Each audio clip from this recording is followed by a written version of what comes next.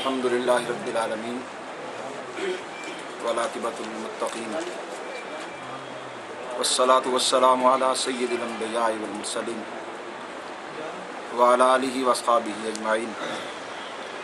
اما بعد فاعوذ باللہ من الشیطان الرجیم بسم اللہ الرحمن الرحیم جاء الحق وزهق الباطل ان الباطل کان زہوقا صدق اللہ العظیم وبلغنا رسوله النبی الکریم ونحن علی ذلک من الشاہدین والشاکرین والحمد للہ رب العالمین الصلاۃ والسلام علیک یا سیدی یا رسول اللہ وعلی آلک واصحابک یا حبیب اللہ الصلاۃ والسلام علیک یا رحمۃ للعالمین وعلی آلک واصحابک یا خاتم النبیین۔ اللہ رب العالمین جل جلالہ کی حمد و ثنا اور آقا نامدار مدنی تاجدار حبیب پروردگار رحمت کردگار سید الابرار احمد مجتبیٰ حضرت محمد مصطفیٰ صلی اللہ تعالی علیہ وسلم کی بارگاہ نبوت و رسالت میں ہدیہ صلاۃ والسلام آج کا یہ عظیم الشان پر مسرت موقع 5 مئی بروز جمعرات اور بمقام حضور سیدنا داتا علی اجمیری رحمۃ اللہ علیہ آپ کے زیر سایہ آپ کے قدموں میں اہل سنت و جماعت کی صداقت اور حقانیت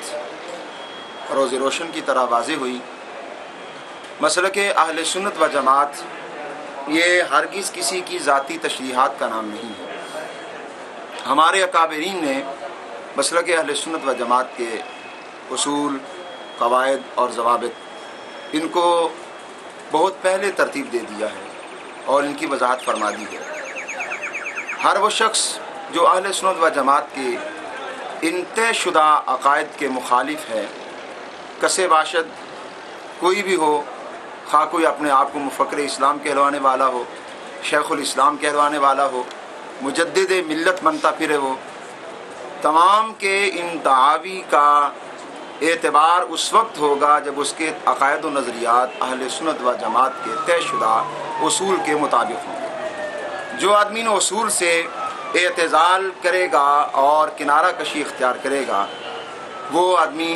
گمراہ ہے،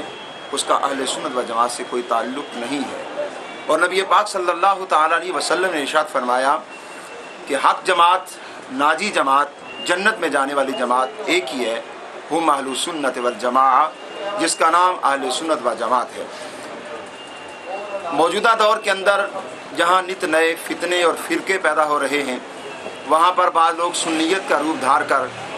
گمراہی کو پھیلانے کے لیے کوشاں ہیں، لیکن الحمدللہ ان کا راستہ روکنے والے اور باطل کے آگے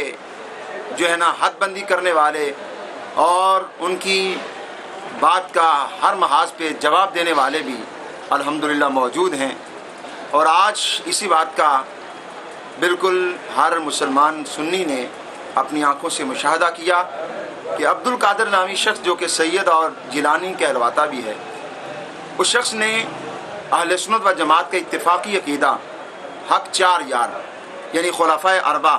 حضرت سیدنا صدیق اکبر، حضرت سیدنا فاروق اعظم، حضرت سیدنا عثمان غنی اور حضرت سیدنا مولا علی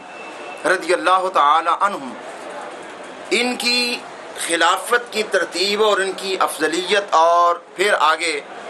فضیلت اور ان کا شرف جو امت کے اندر مسلمہ ہے، اور اہل سنت و جماعت کے اکابرین کی تشریحات کے مطابق ان کی فضیلت اسی طرح ہے جس طرح ان کی ترتیب کی خلافت کی ترتیب ہے۔ اس لحاظ سے اہل سنت و جماعت اپنے اس عقیدے کی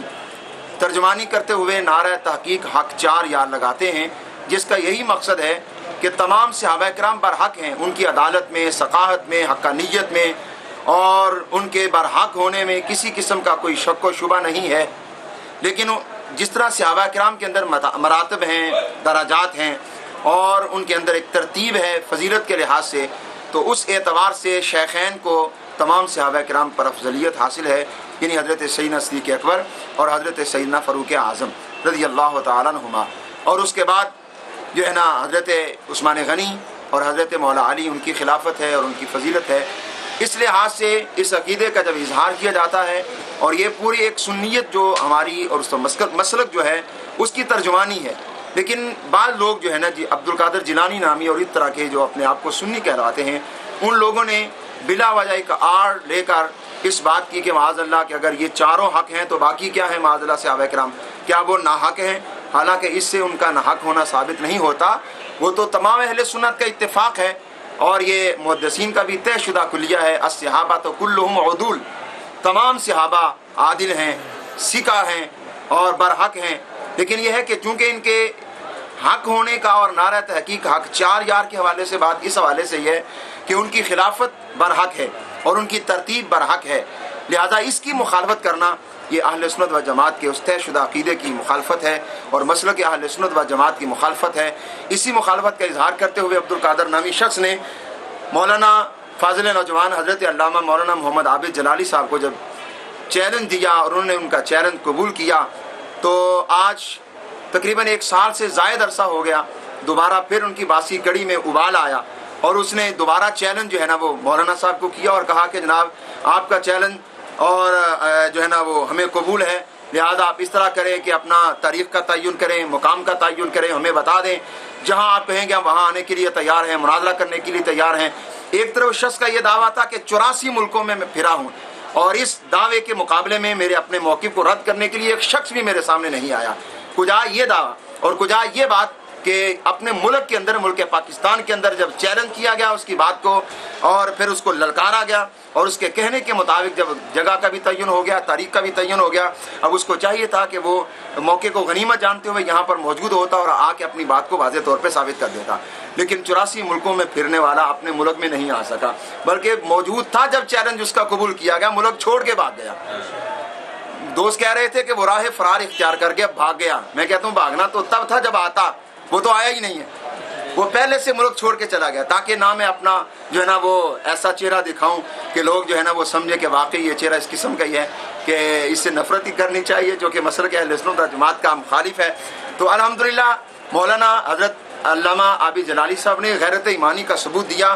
اور اس کے جو ہے نا وہ چیلنج کو قبول کرتے ہوئے اس کو للکارا اور آج اس کے ساتھ پنجہ آزمائی تھی، اگر آ جاتا تو واضح ہو جاتا۔ ایک منطق آنا ایک اور بات ہے، فنی طور پہ کسی کا مضبوط ہونا یہ اور بات ہے، اور حق پر استقامت اللہ رب العالمین کسی کو عطا فرماتا ہے۔ اس کے لیے ضروری نہیں ہے کہ جو آدمی درسیات کا ماہر ہے یا فنی طور پر مضبوط ہے واقعی اس کا جو ہے نا وہ موقف بھی درست ہوگا۔ درست موقف اسی کا ہے کہ جس کا عقیدہ اکابرین اہل سنت کے موقف کے مطابق ہے، خواہ وہ فرد واحد ہے، 2 شخص ہیں یا 5 ہیں یا 10 ہیں، حق جو ہے وہ ہمیشہ بلند ہوتا ہے۔ الحق کو یعلو ولا یعلا، حق واضح ہوتا ہے، اس کو غلبہ ملتا ہے، اس پر کوئی اور غالب نہیں آتا۔ الحمدللہ آج حق کا غلبہ ہوا۔ وہ شخص جو کہ 84 ملکوں میں جا کر اپنے جو ہے نا وہ فنی باتوں کو منوانے کے لیے اور اپنے جو ہے نا وہ شخصیت کو بلا وجہ تسلیم کروانے کے لیے جو ہے نا چلتا پھر رہا ہے اور ویسے لوگوں کو گمراہ کرنے کے لیے باتیں کر رہا ہے، الحمدللہ آج اس بات سے واضح ہو گیا اس شخص کے پاس اس بارے میں کوئی دلائل نہیں، اور پھر جن لوگوں کو اس نے اپنا جو ہے نا وہ نمائندہ کیا، وقت کو ٹالنے کے لیے بھیجا، ان میں سے ایک آدمی کے پاس بھی اس کا وکالت نامہ نہیں تھا کہ جا کر کہہ دینا کہ بھئی عبد القادر جو ہے وہ فلاں کو وکیل مقرر کر رہا ہے، نمائندہ مقرر کر رہا ہے۔ جب ہم نے ان سے پوچھا تو ان کے پاس کوئی جواب نہ تھا، وہ یہی بات کہہ رہے تھے جی اس کا حل کیا ہے، تو ہماری طرف سے یہی جواب ہوا بھئی اس کا حل تو ایک ہی ہے کہ جس شخص نے چیلنج کیا ہے عبد القادر، جس کا ہم نے چیلنج قبول کیا ہے، وہ ہمارے سامنے آئے، بس اس کے علاوہ تو اور کوئی بات نہیں ہے۔ لیکن جب چونکہ ان کے پاس عبد القادر تھا ہی نہیں اس لیے اس کا حل نہ ہو سکا، وہ اپنا سموں لے کے واپس چلے گئے اور اللہ رب العالمین نے حق کو حسب سابق فتح عطا فرمائی ہے۔ حضرت مولانا محمد عابد جلالی صاحب، اللہ تعالیٰ انہیں بھی اور دیگر علماء اہل سنت جتنے تشریف فرما ہوئے سب کو استقامت علی الحق عطا فرمائے، اور اسی طرح ہمیں غیرت ایمانی کا مظاہرہ کرنے کی مزید توفیق عطا فرمائے، اور ہمارا یہ عزم صمیم ہے کہ انشاءاللہ جب تک زندہ رہیں گے مسلک حق اہل سنت و جماعت کا دفاع کرتے رہیں گے۔ ہماری جوانیاں، ہماری زندگیاں، ہمارا ایک ایک پل اپنے مسلک کے لیے وقف ہے۔ خداوند قدوس ہمیں یہ سعادت عطا فرمائے اور ہمارا یہ عمل و کوشش اپنی بارگاہ میں قبول فرمائے۔ وما علینا الا البلاغ۔